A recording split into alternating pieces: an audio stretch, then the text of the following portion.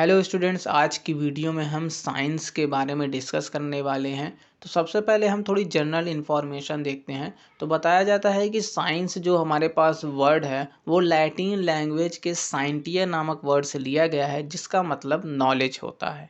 यानी साइंस एक तरीके से अपने आप में एक कंप्लीट वर्ड है जो कि किसी भी ऑब्जेक्ट के बारे में इंफॉर्मेशन को बताता है। तो इस तरीके से हम साइंस की एक जनरल डेफिनेशन इस तरीके से देते हैं कि the symmetrical experimental and observational study of any object is known as science. यानी यूनिवर्स में हमारे पास कोई भी ऑब्जेक्ट प्रेजेंस है तो उसका ऑब्जर्वेशनल यानी उसे देखने से हमें क्या पता चलता है, एक्सपेरिमेंट यानी उसके ऊपर एक्सपेरिमेंट करने से हमें क्या इन्फॉर्मेशन मिलती है, एंड सिमेट्रिकल यानी एक के बाद एक उसकी जो इन्फॉर्मेशन रहती है, इन सभी की स्टडी हमें साइंस के बारे में एक्सप्लेन करती है। यानी साइंस किसी भी ऑब्जेक्ट की जो डिटेल एक्सप्लेनेशन है उस चीज़ को बताता है। तो अब हम देखते हैं कि फादर ऑफ दी साइंस किसे कहते हैं। तो फादर ऑफ दी साइंस जो है वो गैलीलियो गैलीली हैं। इन्होंने स्टार्टिंग में साइंस के बारे में बहुत ज़्यादा डेवलपमेंट की थी, बहुत सारे टॉपिक्स को इन्होंने क्लियर किया था, इसलिए father of the science Galileo Galilei को कहा जाता है। तो अब हम डिस्कस करते हैं साइंस के ब्रांचेस को। तो साइंस की हमें जनरली 3 ब्रांचेस देखने के लिए मिलती हैं। एक हमारे पास फिजिक्स होती है, सेकंड केमिस्ट्री एंड थर्ड हमें बायोलॉजी देखने को मिल जाती है। तो अब हम एक एक करके फिजिक्स केमिस्ट्री बायो को भी डिस्कस करते हैं। तो सबसे पहले हम बात करते हैं फिजिक्स के बारे में।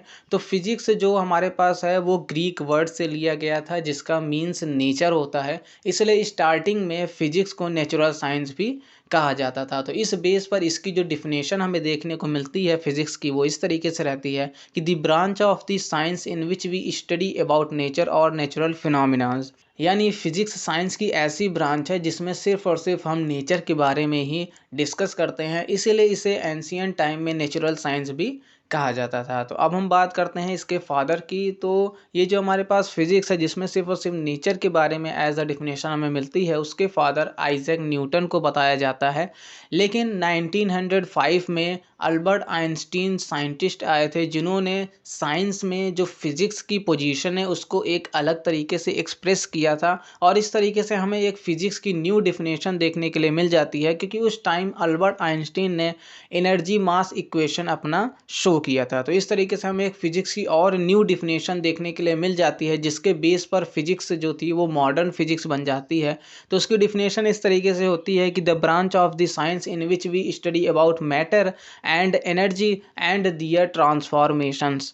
यानी साइंस की ऐसी ब्रांच जिसके अंडर में हम मैटर और एनर्जी के बारे में डिस्कस करते हैं और उनके ट्रांसफॉर्मेशंस के बारे में डिस्कस करते हैं, वो जो ब्रांच होती है उसे हम फिजिक्स कहते हैं। तो इस तरीके से जो मॉडर्न फिजिक्स के फादर थे, जिसे फादर ऑफ मॉडर्न फिजिक्स कहा जाता है, वो अल्बर्ट आइंस्टीन को बताया गया। तो इस तरीके से फिजिक्स के अंदर हमें 2 टाइप की फिजिक्स देखने को मिल जाती है, एक ओल्ड एक मॉडर्न, जिसमें हमें ओल्ड वाले में सिर्फ और सिर्फ नेचर के बारे में बताया जाता है, और मॉडर्न वाली जो थी उसमें मैटर और एनर्जी के बारे में बताया जाता है। क्योंकि दोनों ही एक दूसरे से रिलेटेड ही हैं, क्योंकि अगर हम सिर्फ और सिर्फ नेचर की बात करते हैं तो नेचर में सिर्फ और सिर्फ 2 ही चीज़ एग्जिस्टिबल है, एक मैटर और एक एनर्जी।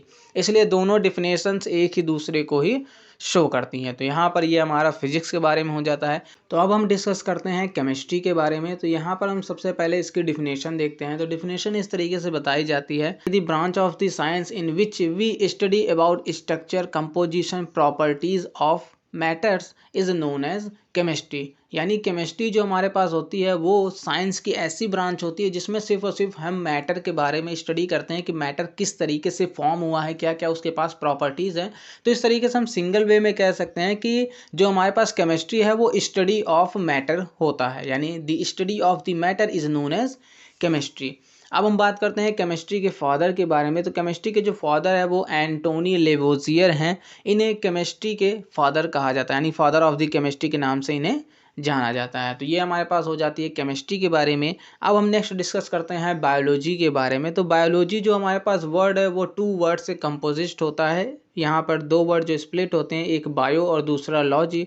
बायो मीन्स होता है लाइफ और लॉजी मीन्स होता है स्टडी। तो इस तरीके से हम यहाँ पर इसकी डिफिनेशन इस तरीके से देते हैं, the branch of the science in which we study about the life is known as biology. और बायोलॉजी हमारे पास जो रहती है उसकी भी जनरली 2 मेन ब्रांचेस दी जाती है, एक होती है जूलॉजी और दूसरा होता है बॉटनी। यानी बायोलॉजी भी फर्दर 2 में डिवाइड रहता है ब्रांचेस में, एक जूलॉजी दूसरा बॉटनी। तो जो जूलॉजी होती है हम उसको इस तरीके से डिफाइन करते हैं कि the branch of the biology in which we study about animals is known as zoology. यानी जूलॉजी हमारे पास बायोलॉजी की ऐसी ब्रांच है जिसके अंदर सिर्फ हम एनिमल्स की लाइफ के बारे में स्टडी करते हैं, और इसके जो फादर हैं यानी फादर ऑफ द जूलॉजी वो एरिस्टोटल को बताया जाता है।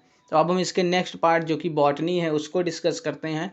तो बॉटनी के बारे में इस तरीके से डिफिनेशन बताई जाती है, the branch of the biology in which we study about plants is known as botany. और इसके जो फादर हैं वो थियोफ्रास्टस को बताया जाता है, यानी बॉटनी के जो फादर हैं वो थियोफ्रास्टस हैं। तो आज के इस वीडियो में हमने साइंस से रिलेटेड सारी जो इन्फॉर्मेशंस थी उनको डिटेल में डिस्कशन कर लिया है। तो अगर आपको अभी भी किसी टॉपिक में डाउट होगा तो हमें कमेंट करके ज़रूर पूछिएगा। चलिए मिलते हैं अब आपसे हम नेक्स्ट वीडियो में। Thank you so much for watching.